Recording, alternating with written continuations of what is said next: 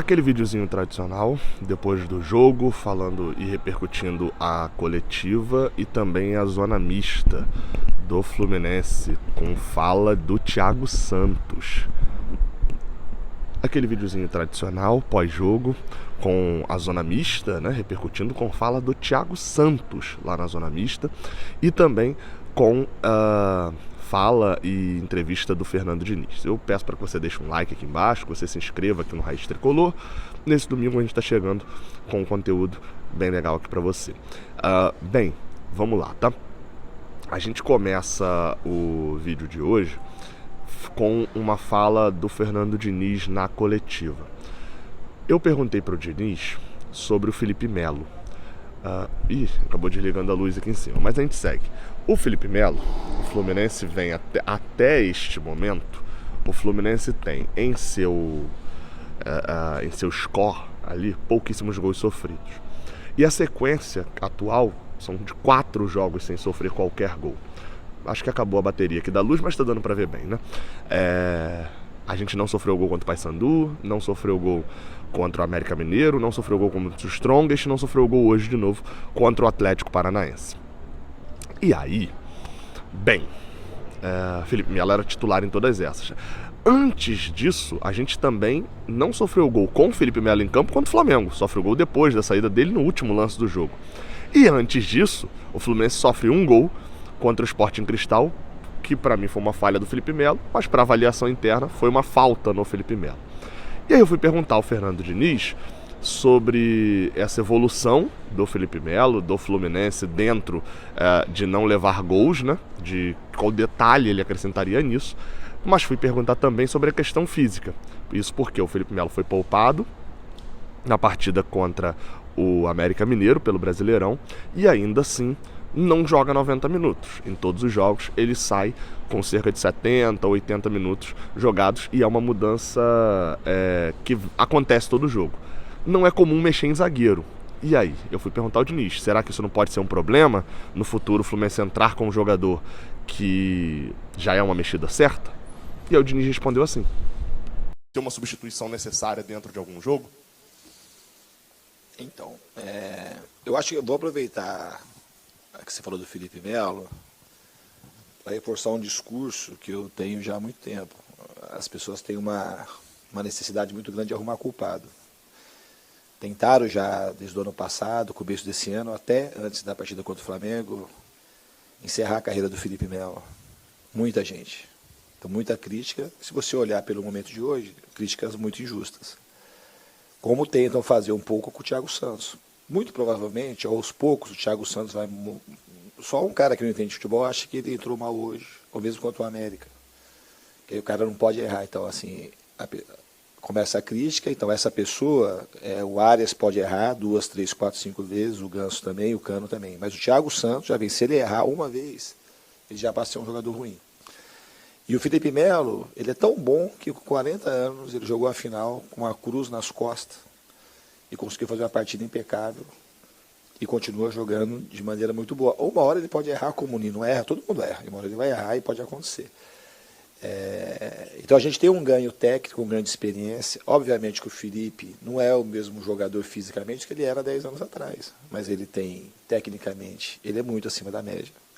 Ele é um dos poucos jogadores no mundo que consegue botar a bola de 60 metros. É um jogador que tem muita confiança, é um jogador que tem liderança. No ano passado, ele teve dores terríveis no joelho, terríveis. Então, pelo amor que o cara tem ao futebol, porque ele já construiu a carreira dele, o futuro, a independência financeira.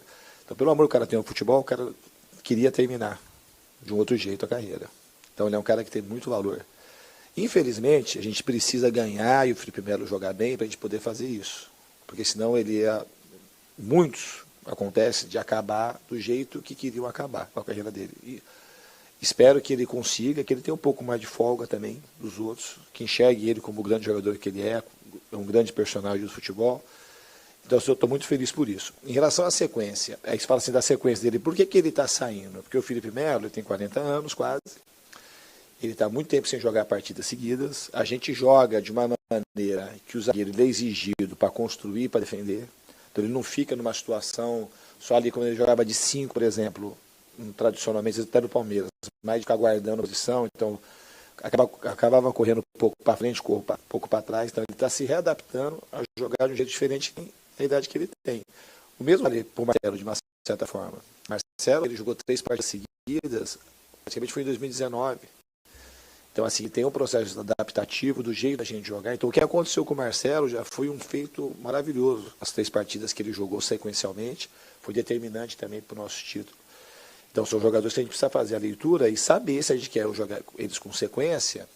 Pode ser que daqui a pouco, eu não sei o que vai acontecer, pode ser que daqui a pouco o Felipe consiga jogar 100 minutos. Hoje, daqui 3 dias, jogar 100 minutos, a gente não sabe. Eu não coloco o limite. O limite que vai determinar vai ser o tempo.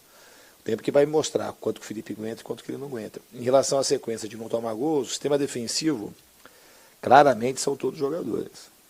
Claramente. Então não tem o dia que tomar gol, a gente tem aquela mania de botar a culpa na defesa. Muitas vezes, quando a gente toma gol, a culpa, se você for analisar segundo os critérios que a gente tem internos, a culpa é de muita gente que às vezes não aparece na foto e na análise da imprensa e no olhar do torcedor. Então o time está muito comprometido e aí isso acontece muito por conta daquilo que o Cano e o Ganso entregam na marcação, que consegue proteger o sistema defensivo. Bem, comentando, né, a resposta do Diniz aí rapidamente, ele jogou para frente essa questão do Felipe Melo, como se talvez daqui a um tempo o Felipe Melo aguentasse jogar 90 minutos, é o que ele espera. Então, enfim, não tem como criticar agora, né? Eles escalaram um jogador que vai ser substituído. Vamos esperar para poder ver. Se ele continuar isso acontecendo, por exemplo, constantemente, aí eu volto a perguntar a ele, né, de repente, sobre essa questão da mexida do Felipe Melo sempre ter que acontecer. Mas até agora, de fato, não vi problemas. Não teve uma partida onde a gente precisava mexer e o Felipe Melo tinha que sair e tal. Outra pergunta que foi feita aqui também foi sobre o Ganso. Uma pergunta sobre essa aplicação defensiva do Ganso. E o Diniz deu uma resposta meio surpreendente. Isso porque a pergunta, ela dizia que talvez fosse algo que o Ganso marcando tanto, algo que a gente não via desde o Santos. E o Diniz respondeu isso daí. E essa sequência de vitórias do Fluminense também? Na realidade, eu acho que o Ganso nunca fez esse tipo de corrida para trás. E talvez, principalmente, até quando ele começou lá no Santos, com aquele destaque todo, porque a gente tem alguns chavões que os jogadores acreditam e gostam, que acaba prejudicando a carreira deles próprios, que é o craque não corre, se o cara é bom não precisa correr, camisa 10. E futebol mundial hoje não existe isso. Vai ser só assim de uma ou outra aberração, mas mesmo esses caras, quando estão jogando no alto nível, eu falei de Messi, Mbappé, Neymar, Cristiano Ronaldo, os caras quando deixam de correr, eles acabam comprometendo o time deles. Então hoje o futebol exige que as pessoas sejam solidárias. E o Ganso de hoje talvez seja o melhor Ganso da carreira dele, se você perguntar para mim. Porque a genialidade é uma coisa que não envelhece, pelo contrário. Ele consegue entender hoje que a genialidade dele só fica mais aparente quando ele é mais solidário, e ele é muito solidário. Ele gosta de ser solidário, o Ganso não tem nada a ver com um cara que não liga para os outros. Ele é solidário o tempo todo, com as pessoas mais simples do clube, com os jogadores mais jovens. E esse é o olhar que eu sempre tive para ele. E ele entende que fazer isso, ele beneficia o todo e acaba se beneficiando. Então o Ganso hoje é um exemplo para a gente, e o sistema defensivo acaba se beneficiando muito, porque o Ganso, tanto o Ganso como o Cano, o Arias e o Keno ajudam, e ao mesmo tempo eles são ajudados pelo próprio sistema, porque todo mundo joga, então ele acaba... O jogo não fica a bola no alto o tempo todo, a bola não deixa de passar quase que por eles. E para a bola passar por eles, todo mundo tem que ajudar. Então os zagueiros tomam mais risco, o goleiro toma mais risco para colocar a bola no pé do Ganso, no pé do Arias. Em contrapartida, eles correm como tem que correr para poder ajudar o sistema defensivo. Então é uma troca bastante justa. Para fechar a coletiva do Diniz, palavras interessantes do Diniz sobre o Ganso, né? E sobre o Felipe Melo e o Thiago Santos lá atrás também, né? Algo muito do que eu falo, né? Sobre como o tribunal condena antes mesmo de conhecer o réu, né? Já bota o réu no banco dos réus antes mesmo de qualquer coisa, né? Mas voltando, uma outra pergunta, essa aqui foi talvez uma mais complicada, foi feita até por um jornalista que está sempre, que eu conheço, o pessoal da Litoral News, e que nem é naquele modelo do 7-0, nem nada disso não. Ele fez uma pergunta sobre parte física, eu vou botar o trecho final da pergunta dele aí, e a resposta do Diniz. E na volta eu comento o que eu acho sobre isso tudo. Obrigado. Litoral News. O mês de abril, muito se falou que poderia ser um primeiro grande teste para esse time do Fluminense. Muito se fala do time, mas o time se incorporou e hoje tem um bom elenco. Você tem um bom elenco na sua mão. Você falava que esse mês de abril seria o primeiro grande teste. 9 jogos, tudo muito apertado, e o Flu vem de 6 vitórias seguidas. Tem mais 2 jogos agora na Copa do Brasil e Brasileirão. Queria entender como que você enxerga esse planejamento para ir nas 3 frentes, onde o Flu é candidato a vencer 3 títulos. Como você enxerga esse planejamento? Se você planeja, por exemplo, num jogo contra o Paysandu, colocar mais reservas, você planeja um jogo poupar todo um grupo, ou de 2 jogadores poupa no jogo, 3 poupa no outro. Qual é o seu entendimento para fazer esse time se manter com vigor até o final do ano, não deixar o ritmo cair, como aconteceu um pouquinho no ano passado? O que aconteceu ano passado? Caiu, fez 6 vitórias seguidas, ou 7, caiu. Dado momento não foi no final. Esse é um olhar assim, né? Pergunta mais ou menos ruim, né? O time perdeu 3 jogos lá no meio, no final mesmo, o time acho que fez 7 jogos, fez 18 gols, tomou 3, uma coisa assim, terminou de uma maneira absurdamente boa e tomando pouco gol e fazendo muito gol. Terminou mais ou menos como está esse momento. O melhor momento do Fluminense foi o final da temporada.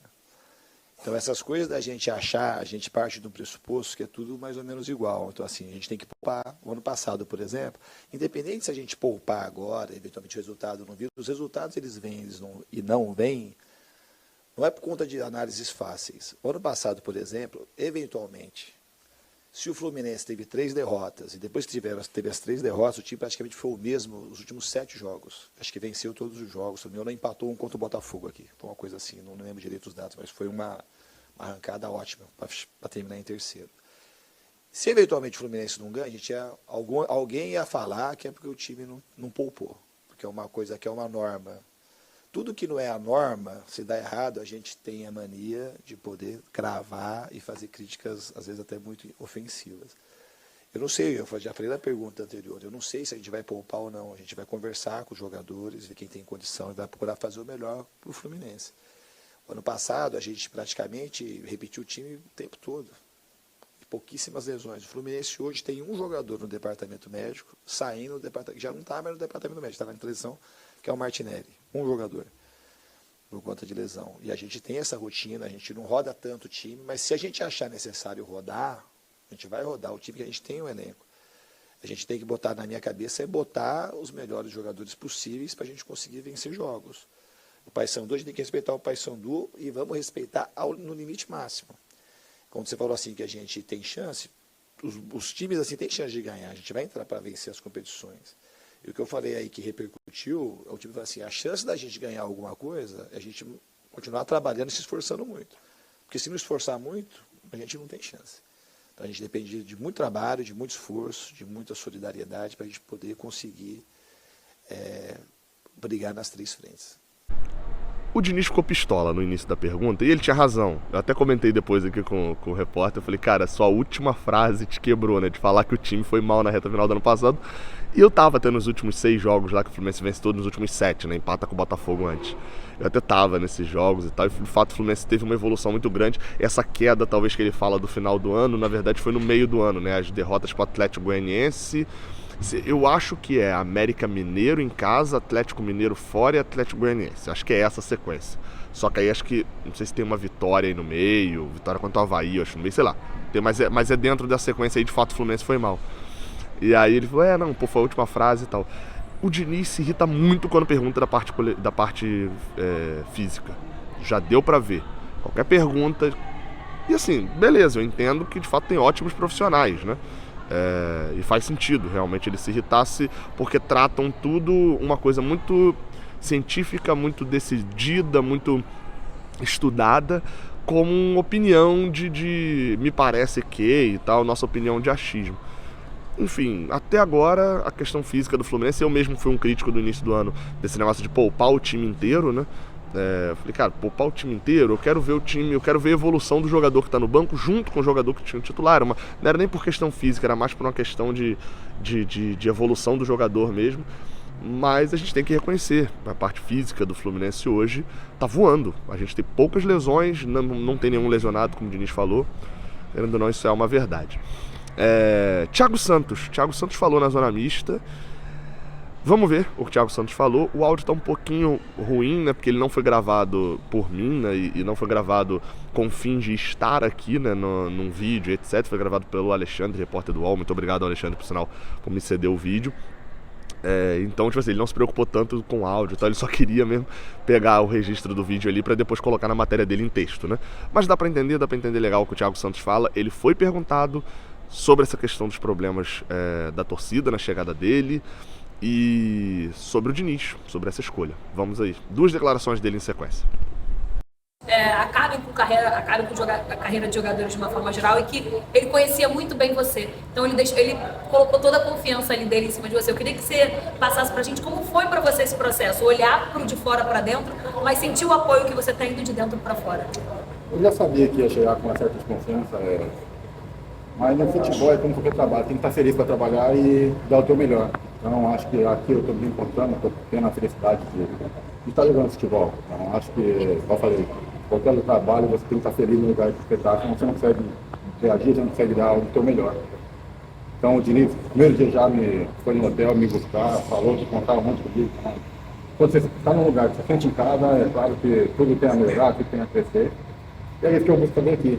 Claro que, igual eu falo, não sou um craque, mas eu sei que eu posso dar o contribuir muito longe. Eu tenho certeza, igual eu falei, que a gente vai colher muito fruto bom. Na hora você falou que precisa trabalhar com ele, o que te convenceu? Então, igual eu falei, eu não estava muito bem no antigo clube, e quando ele me ligou, para mim foi a melhor notícia que eu podia receber naquela hora. Porque eu sabia, eu sei meu potencial, eu sei que eu posso ajudar.